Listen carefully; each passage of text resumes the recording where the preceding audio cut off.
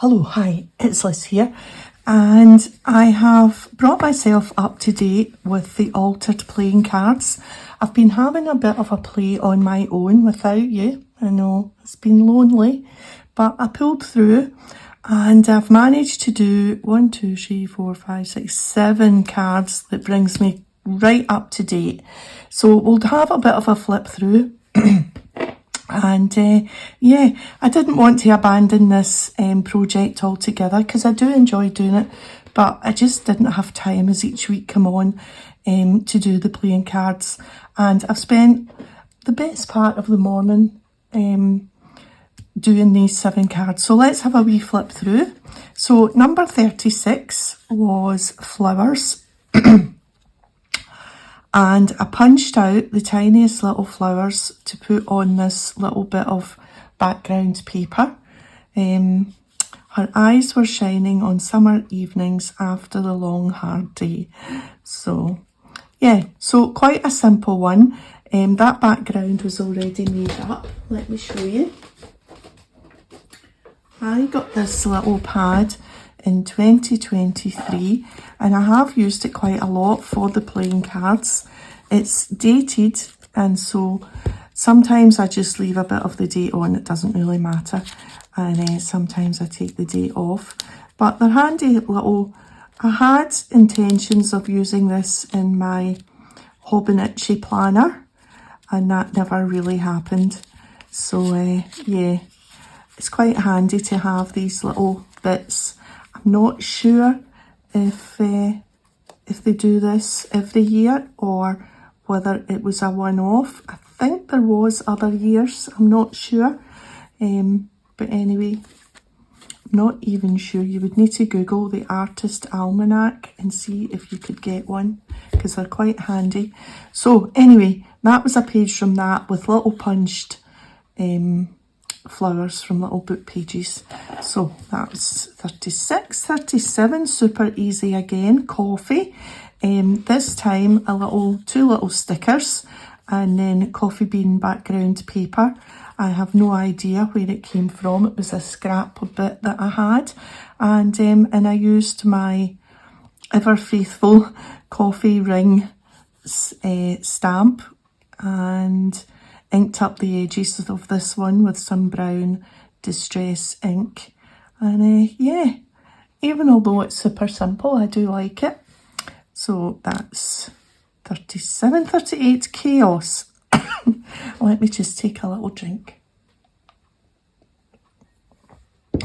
This cough is just lingering too long when I start talking.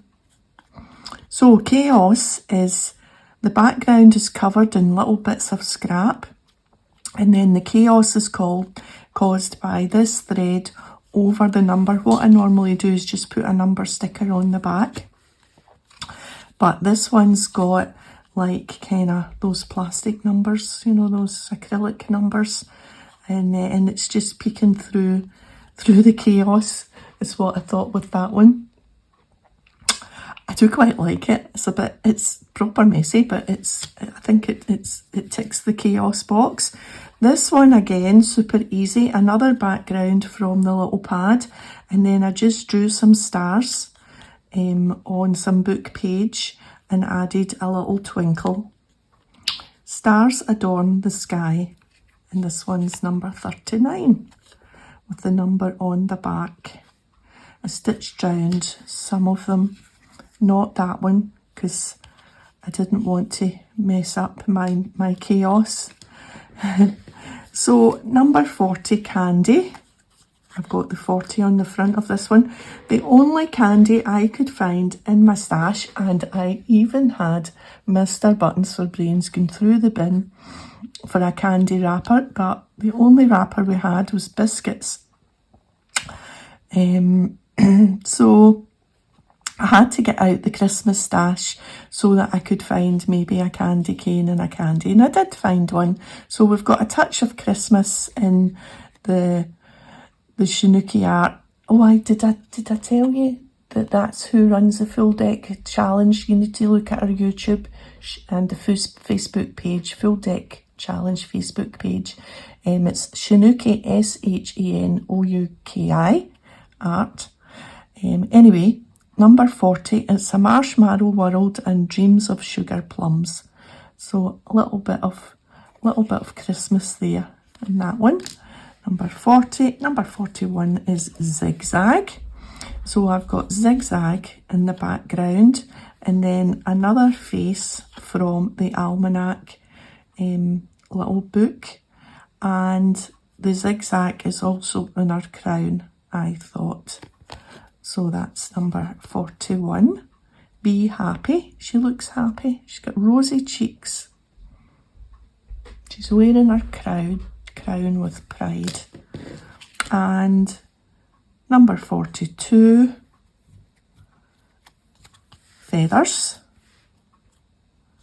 So one of the Tim Holtz Crazy Birds on a little bit of tissue paper background, and just a random little bit of scrap for the side there. And this one hasn't been stitched round because I put the feathers on and then I was scared to lift it up in case they might break. I have no idea where I got these feathers. It's a little pack that's in my miscellaneous box of stash, and I knew that I must have had feathers, so I did find them, so that's pretty good. And these, yeah, so that's us completely up to date. Let's put them on the ring. So 36, 37, super quick video today, 38. We're going to go out a walk now. I didn't go out my morning walk this morning because it was a little bit rainy and showery and horrible, but it has brightened up. The sky is blue again, so we will go for a walk. That ring is getting full. I think I might have to, do you know, I'm not sure how many. Is it 52? There's a 10. I think I need to start a third ring, and then I'm going to hang them somewhere. So yeah. Oh, and yes, so let's have a wee look through while I'm chatting to you. The window ledge and the space behind the desk has created what is it they say, a snowball effect, because we've got a little unit in the living room that was my mum's. It's a little white unit and it's got 4 basket drawers and then 2 little drawers at the top. It's a nice wee unit. And hubby said, why don't you use the unit from the living room? Because it would fit perfectly and that would give you 4 little basket storage. And I thought, that's a grand idea. So then we need something to replace that, because what happens in the living room, the CD player and the record player and the records sit on top of this unit. So we need a new unit. So we've picked out a new unit for the living room. And while we were at it, we thought, well, why don't we just replace the rug? Because the rug was bought when Millie was going through, and this is going to sound lovely, but her throwing up stage, which has stopped now with the new medicine that she's on. So we're going to treat ourselves to a proper rug rather than just a wee cheap thin one. So our new rug, a new lamp, because the unit that's coming is much lower than the little white unit that's coming through here, and it's much longer, so we can sit a nice lamp on it. I quite fancy getting one of those balls, you know, the white, warm white, and it's just a ball light. Quite fancy one of them.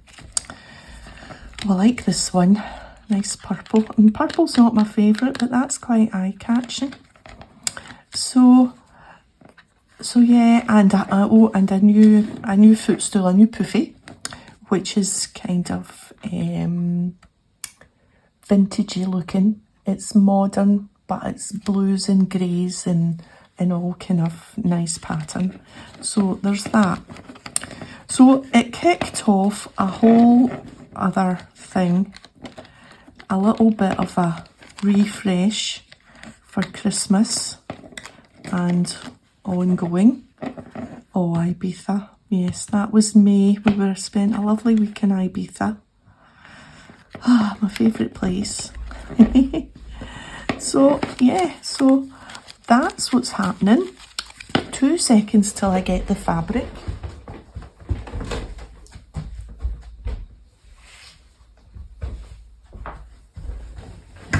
So remember I told you that I bought a tablecloth.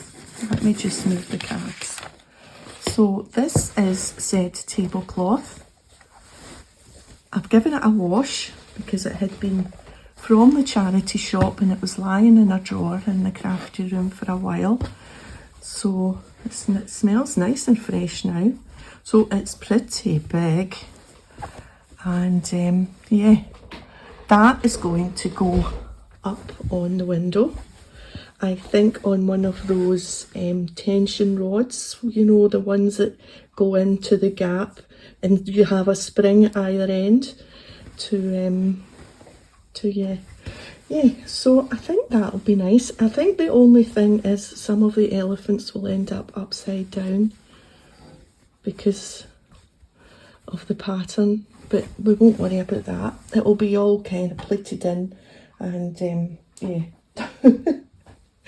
So I just want to put a little hem. I was going to actually do it from the very, very top of the window where there's already a rail, but it's too high to reach. So all I'm going to do is just put a little hem so that the tension rod goes through and then it can just be all zhuzhed up rather than put actual curtain, you know, the things that the hooks go on. So yeah, so that's the plan. Right. And I'm super happy that I'm up to date with that. That was a nice morning spent. So yeah, so thanks for joining me today. If you've enjoyed the video, a thumbs up would be great, and I'll see you next time. Bye for now.